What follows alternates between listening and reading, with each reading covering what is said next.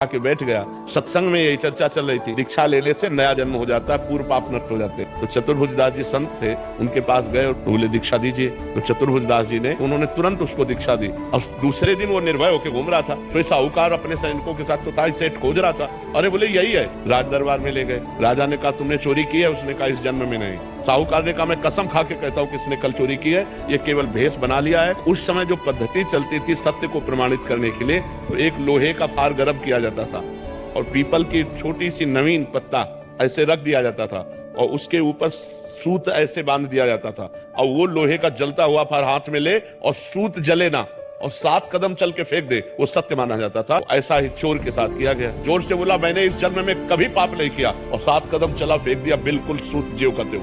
तो राजा ने सेठ को कहा इसे फांसी दो। जब उसके फांसी की बात कहते बोले सरकार नहीं वो भी सही है, क्योंकि वो अपराधी नहीं, अपराधी तो मैं हूँ। पहले कहानी यह है कि हमने कल चोरी की थी, लेकिन